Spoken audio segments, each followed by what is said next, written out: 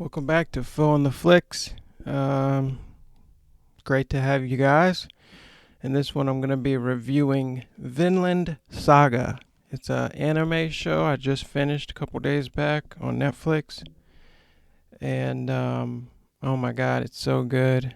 It's basically, if you're a fan of Vikings on the History Channel, you'll definitely like this show. It's a Japanese anime, obviously, on it's a different take on Vikings. You see a lot of the similar names like Ragnar, Bjorn, Floki, to different characters than the ones we're used to seeing. And it's just a phenomenal show. I really, really enjoyed it. Yeah, it's one of the better anime shows. It's definitely on my top 10, maybe top 5 of all time. Now, this is a manga book series, so it's kind of hard for me to find the TV show's statistics, but the premise is Vinland Saga is a Japanese historical manga series written and illustrated by Makoto Yukimura. The series is published by Kodansha and was first serialized in the youth-targeted weekly shonen magazine before moving to the monthly manga magazine Monthly Afternoon, aimed at young adult men. And this show is so fucking good. It's a unique story with an awesome setting. I love medieval stuff. I love Vikings, anything like that. Old England, Britannia, shit like that. It's so fucking good. Mercia, Northumbria, shit like that. And anyway, let me get into my. So, A Tale of Grief begins with a Norse family living far away from the active wars in England. They're hiding away in Iceland, but a famed warrior's past catches up with him, calling him away from his haven in Iceland back down to the war with England, with the Vikings. He's given the option between rejoining his Viking battalion once again, or risking the decimation of his peaceful Icelandic village if he dared to refuse the king's call. Because he's a sick warrior. Thor's is his name, and he's the main character, Thorfinn's father. And basically, he's just a superhuman warrior. Like, the dude is he's ridiculously good at fucking killing in battle. And in the beginning, the first opening scene shows him fighting, and he's underwater, and he drops the sword, and kind of like he deserts. He deserts from his Yam Vikings, and he runs away with his wife and first child to hide out in Iceland from the war, and he fakes his death, so he thinks he's safe and whatnot. And the show's main character is Thorfinn. He's the son of Thor's, and he's got no idea of his father's past.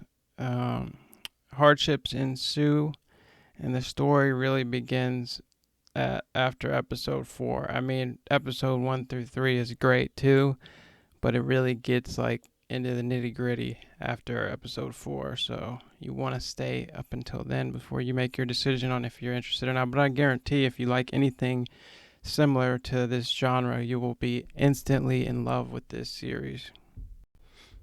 I'm going to try not to spoil it, but Thorfinn becomes obsessed with war and battle, all for the sake of vengeance. This show shows us how powerful a son's love for his father is, and how it can shape his whole future ahead of him, and how holding grudges can blind us to the other possibilities of happiness and the chance at ever finding peace. If you're holding on to a grudge, you're never going to be at peace. It's like that old saying, you're holding on to a hot coal and wishing you could throw it at the other person, but you're the one holding it, and you're the one getting burned. Something like that. I probably butchered it, but anyway. This show has great action, and even greater warriors who at times possess superhuman strength and battle prowess that'll make you be like, this is unbelievable, but it's awesome. In my opinion, this one was an instant classic. It's easily bingeable. I've finished it in a day or two. I think 2 days I was done.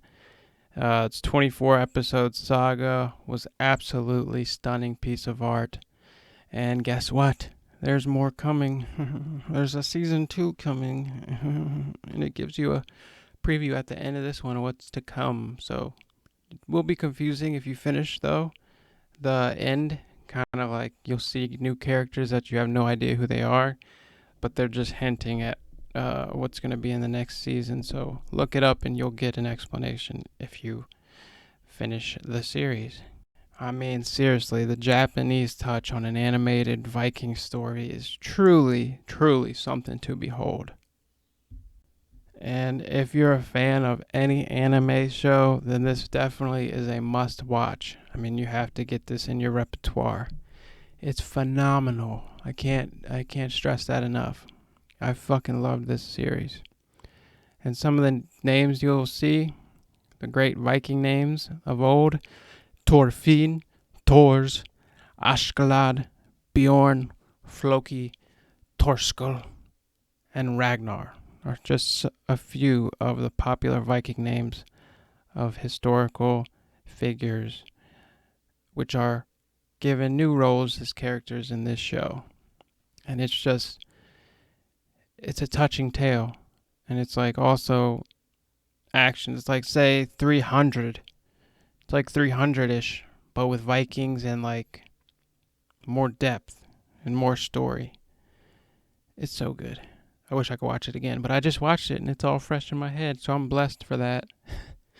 But anyway, if you like Vinland Saga, let me know in your thoughts and comments below.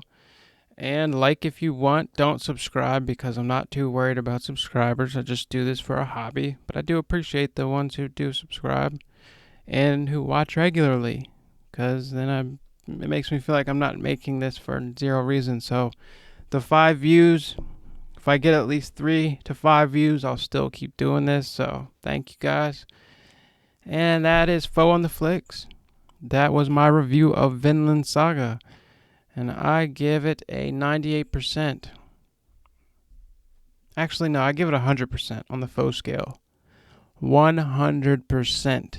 Fucking so good, this show. So good. Anyway, that's the end of this one.